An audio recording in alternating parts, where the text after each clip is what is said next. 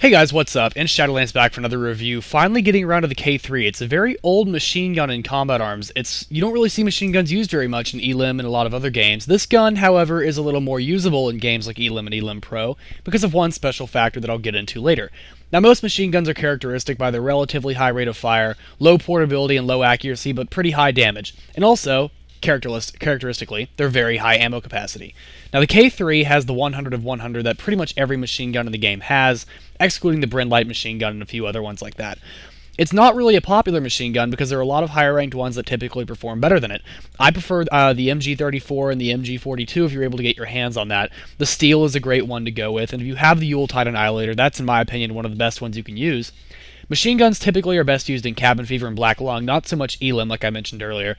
But this gun, particularly as a machine gun, is a little more useful. Same with the Minimi series, so if you're familiar with the Minimi, this performs pretty much the same way. So going into the stats, we see a damage of 40, a portability of 35, rate of fire of 82, accuracy of 58, and recoil of 73.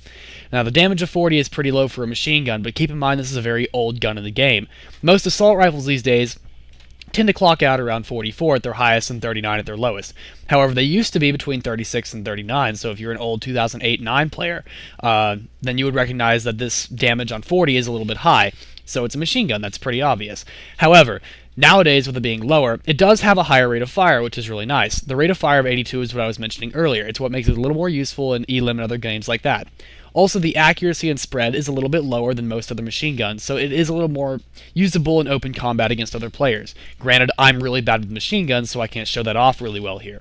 The recoil of 73 is relatively low for a machine gun. It's not the lowest in the game, but it is pretty low and it's totally usable, which is really nice.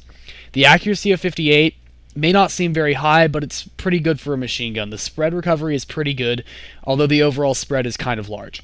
But it covers that pretty well with the rate of fire of 82, so I mean, you really got to pick and choose your battles here. Personally, I think it's a fine gun to use, although you could do a lot better. You could use an assault rifle, for example. Portability of 35 is pretty low, although one thing that's really nice about this gun is that it's pretty small on screen, so it's going to not take up so much of your screen in the bottom right-hand corner.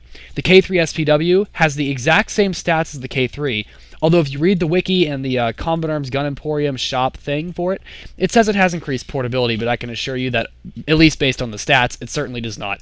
So I really can't see a difference in the guns. Perhaps a faster reload, I've never actually clocked it, but I did use both guns, and I do believe I was carrying both of them during the gameplays I have here, so you could be able to check that out that way.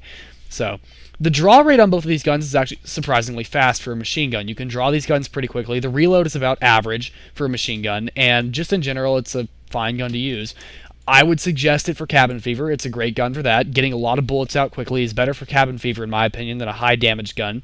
For a machine gun, anyway. If you're looking for an assault rifle, high damage and rate of fire like a G36 or maybe an AK-47 would do really, really well in Cabin Fever. That's just my personal preference. Same with an AUG A1 Black. A lot of people know that if they've watched my Cabin Fever videos. I love my AUG A1 Black.